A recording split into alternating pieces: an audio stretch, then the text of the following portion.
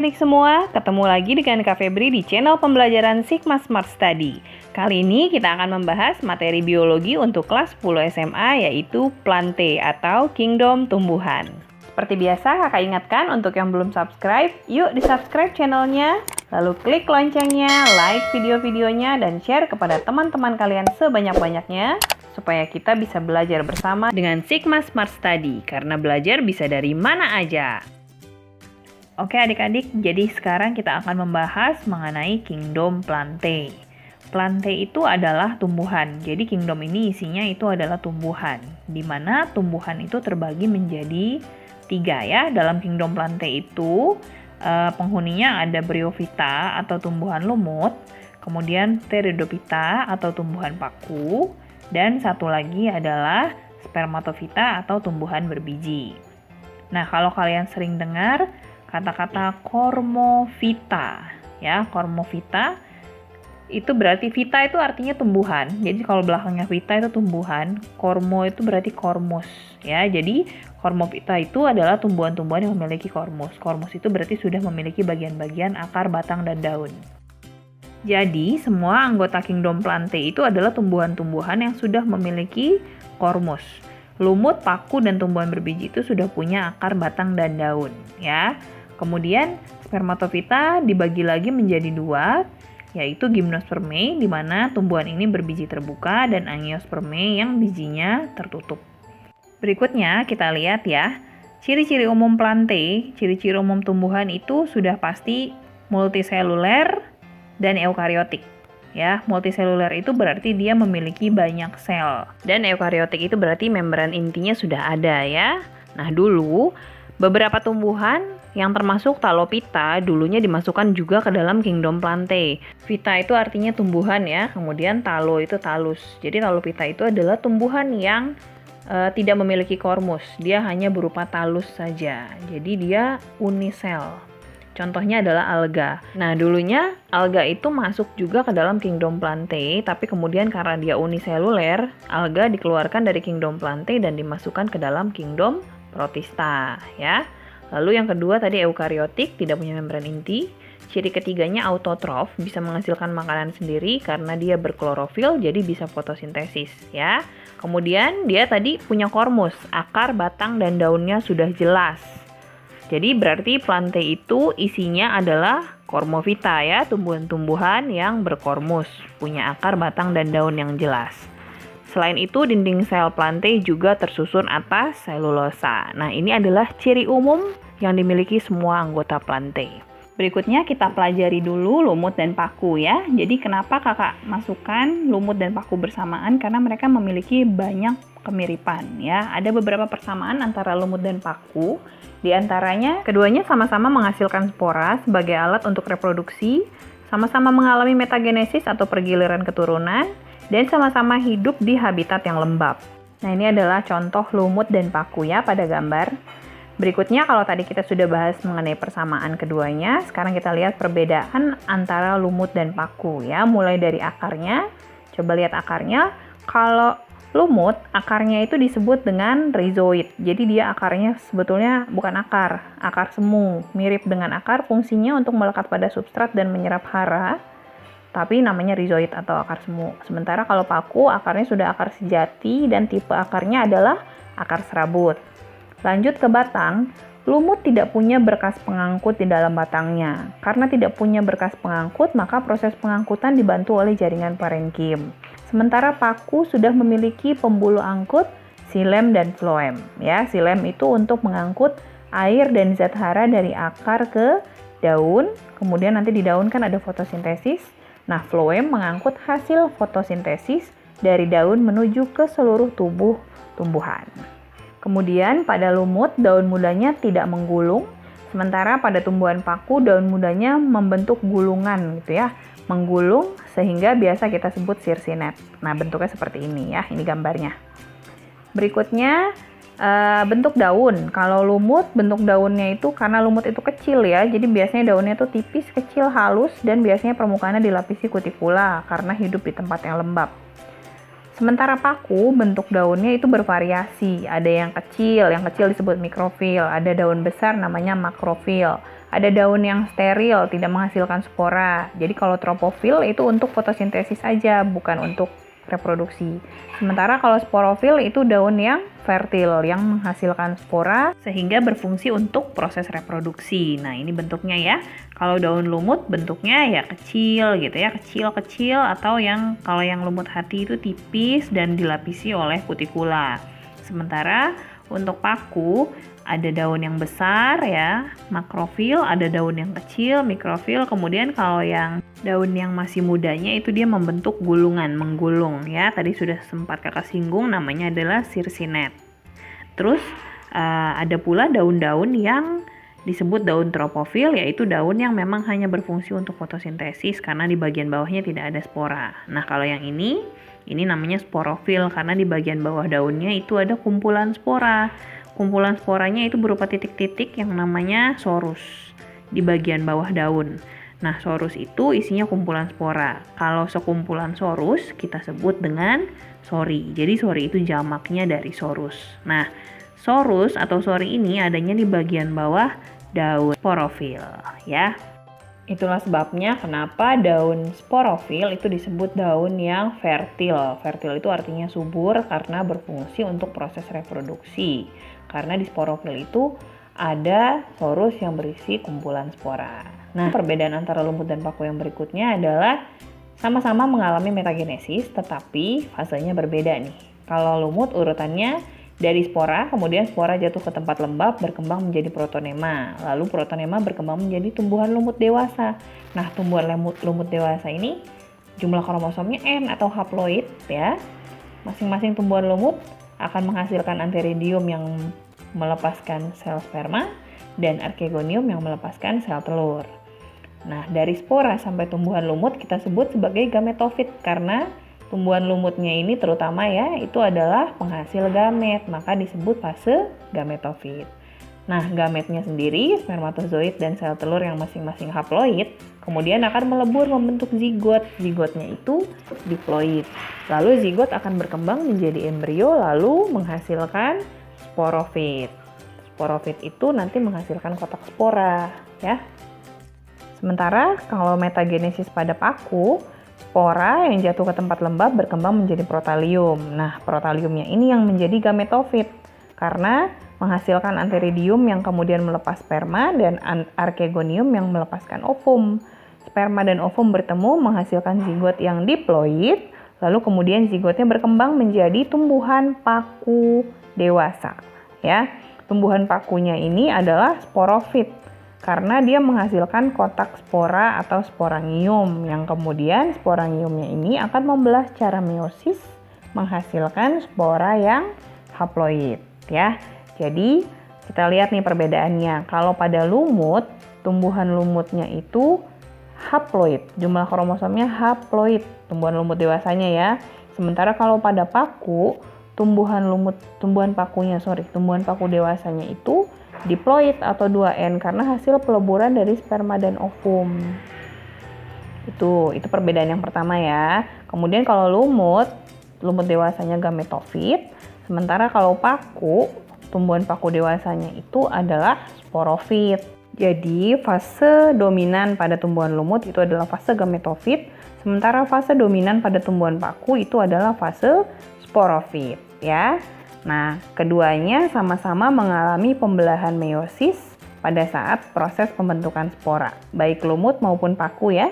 Ketika kotak spora atau sporangiumnya membentuk spora, itu terjadi pembelahan meiosis, ditandai dengan pengurangan jumlah kromosom dari 2N atau diploid menjadi N, ya. Nah, kalau kakak dulu waktu SMA, biar gampang nih hafalnya, kakak bikin kayak begini nih. Biar gampang hafalnya nih ya, kalau kalian punya cara lain nggak apa-apa. Pada lumut, Ramalzes, Ra-nya itu spora, Ma-nya protonema, L-nya lumut dewasa, lalu menghasilkan zigot, embrio, lalu sporangium. Sementara kalau pada paku, Ratazep, Ra-nya spora, Ta-nya protalium, Z-nya zigot, embrio, paku dewasa, lalu baru menghasilkan kotak spora atau sporangium. Ya. Nah, berikutnya kita lihat klasifikasi pada bryophyta atau tumbuhan lumut. Dibagi menjadi 3, Yang pertama adalah Bryopsida atau lumut daun. Bryopsida itu gambarnya yang pertama, ini yang paling kiri ya.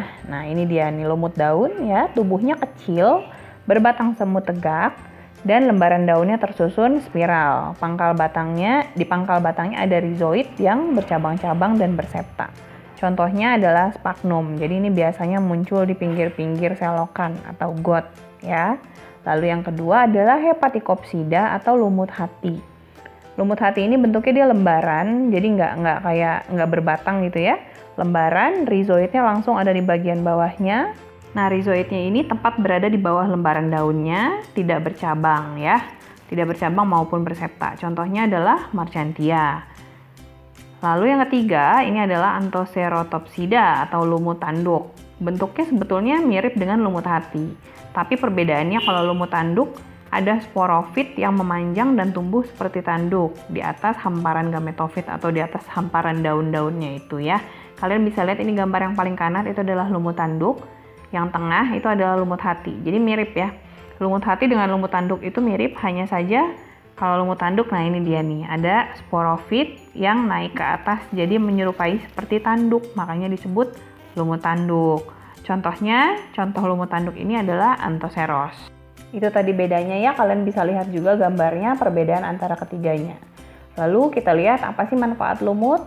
Lumut manfaatnya macam-macam ya. Yang pertama tentu saja untuk ekosistem dia berfungsi sebagai tumbuhan perintis. Jadi untuk membentuk ekosistem baru membutuhkan lumut untuk cikal bakal pertumbuhan organisme lainnya.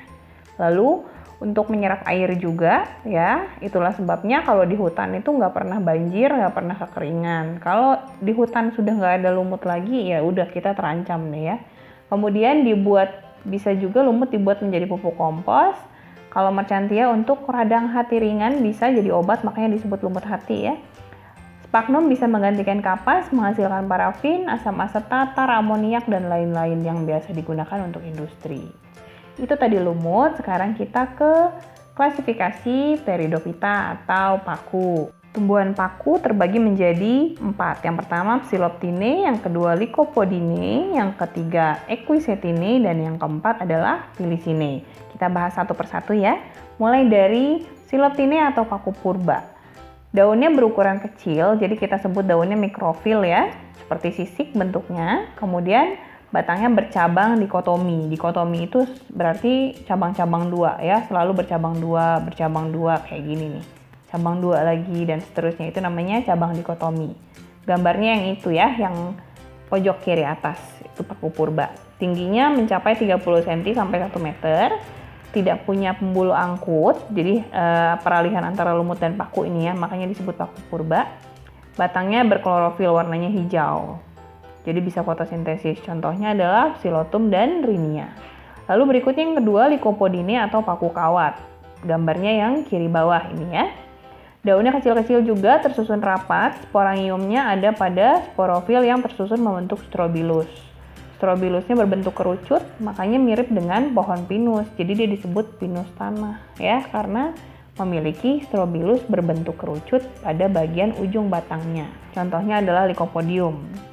Yang ketiga adalah Equisetinae atau paku ekor kuda ya. Dia punya daun tunggal, ukurannya kecil dan tersusun spiral. Daunnya juga masih mikrofil ya, berukuran kecil.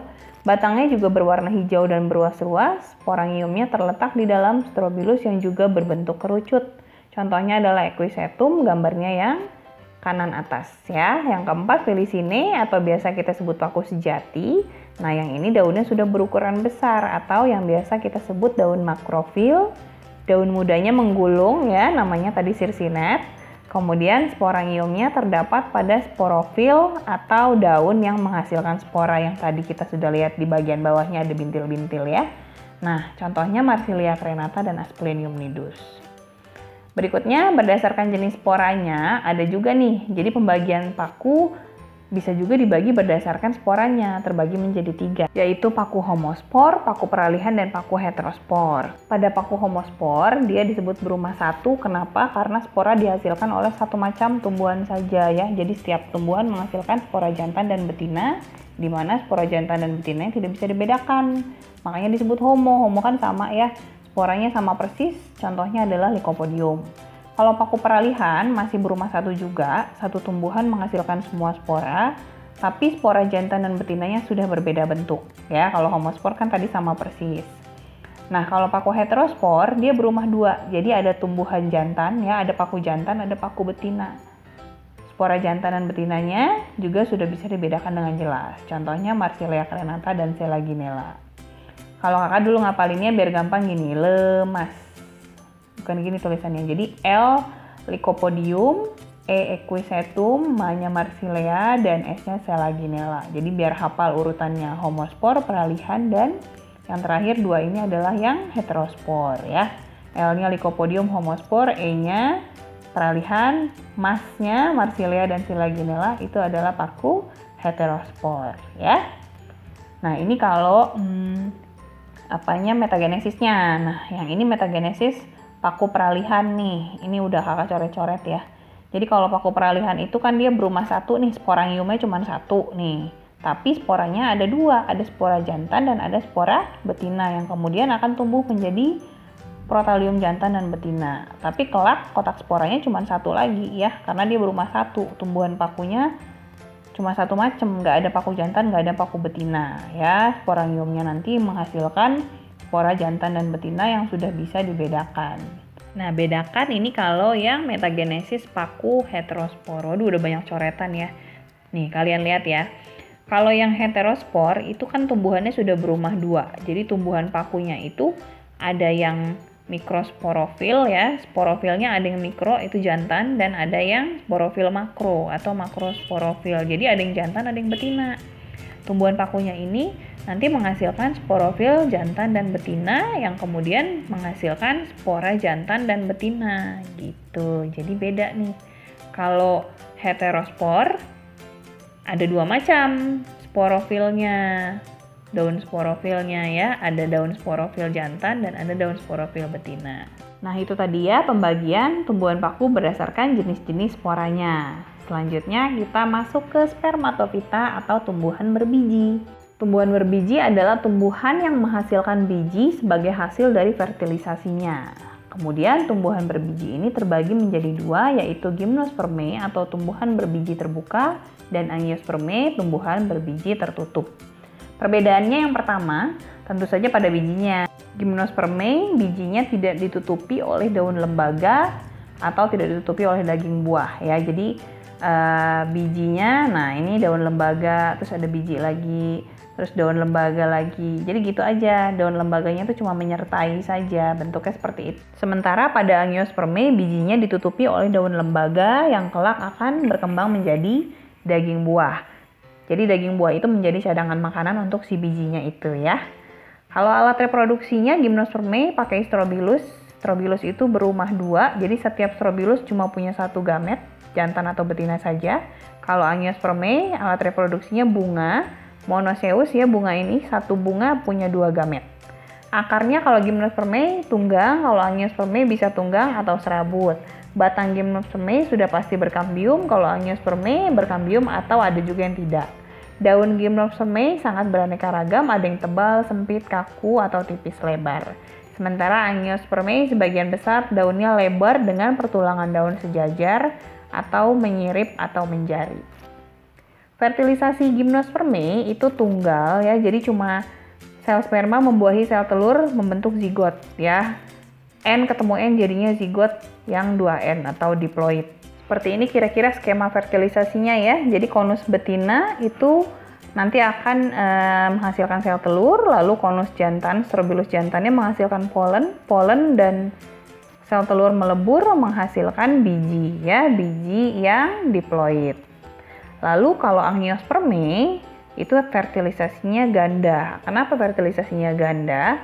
Karena setiap polen, setiap serbuk sari itu memiliki 3 inti. Yang pertama adalah inti vegetatif yang berfungsi untuk membuka jalan ya, membentuk bulu serbuk untuk masuknya si inti generatif dan bisa membuahi.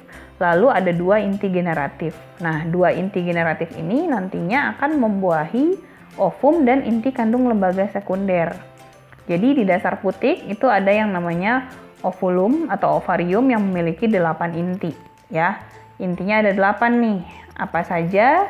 Yang 3 di atas Ini namanya antipoda. Kemudian di tengah ada inti kandung lembaga sekunder ya, 2N dia diploid. Lalu di bagian bawah, di tengah-tengahnya itu ada sel telur yang haploid. Kemudian sel telur diapit oleh sinergit. Nah, nanti inti generatif 1 akan membuahi ovum ya. Jadi inti generatif haploid, ovum haploid menghasilkan zigot yang diploid. Kelak zigot akan berkembang menjadi biji. Sementara inti generatif 2 membuahi inti kandung lembaga sekunder. Haploid membuahi diploid, jadinya endosperm triploid atau 3N.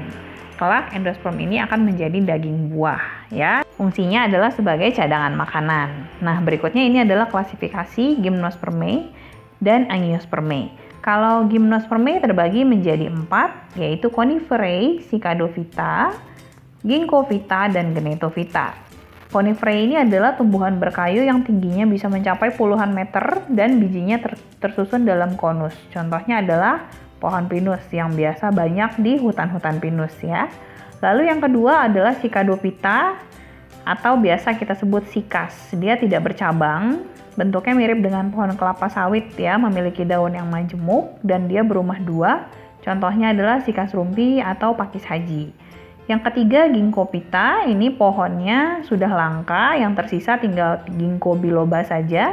Tingginya tinggi banget ya, dan daunnya khas sekali berbentuk kipas. Gnetophyta itu contohnya adalah melinjo.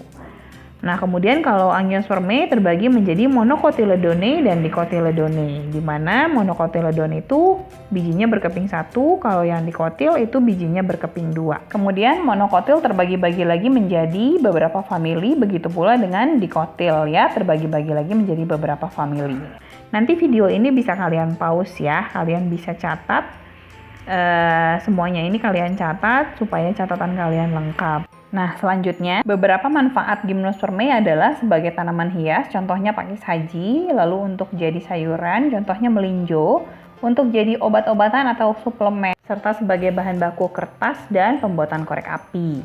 Sementara kalau Angiospermae itu lebih banyak lagi manfaatnya ya, bisa jadi makanan pokok, penghasil gula, untuk tanaman hias, obat-obatan, untuk jadi bahan bangunan atau bahan-bahan pembuat perabot rumah tangga, bahan makanan, buah-buahan, bumbu, tekstil, dan lain-lain ya. Nah, terakhir ini kakak mau kasih lihat lagi perbedaan antara monocotyl dan dicotyl. Sebetulnya dari SD udah belajar ya. Perbedaannya yang pertama pada biji. Kalau monocotyl keping bijinya hanya 1, kalau dicotyl berkeping biji 2. Lalu akar, pada monocotyl itu akarnya akar serabut, dicotyl akarnya tunggang. Itu perbedaannya ya, perhatikan nih perbedaan serabut sama tunggang. Kemudian kalau monocotyl, batangnya, pembuluh angkut di batang tersebar tidak beraturan. Sementara kalau dicotyl, pembuluh angkutnya tersusun beraturan, berbentuk, atau tipenya kolateral terbuka ya, karena punya kambium. Pertulangan daun pada monocotyl itu sejajar atau melengkung, sementara pertulangan daun pada dicotyl menyirip atau menjari. Lalu jumlah bagian-bagian bunga pada monocotyl jumlahnya 3 atau kelipatannya, sementara bagian-bagian bunga pada dicotyl jumlahnya 4 atau 5 atau kelipatannya. Ya, itu tadi perbedaannya antara monocotyl dan dicotyl. Baiklah, kalau begitu berarti sudah selesai ya semuanya pembahasan kita mengenai Kingdom Plantae. Oke adik-adik, itu tadi materi mengenai Kingdom Plantae sudah selesai kita bahas semuanya. Semoga bisa dipahami ya. Terima kasih untuk yang sudah menyimak, semoga videonya bermanfaat ya. Selanjutnya, sampai ketemu di video materi selanjutnya di channel pembelajaran Sigma Smart Study. Karena belajar bisa dari mana aja.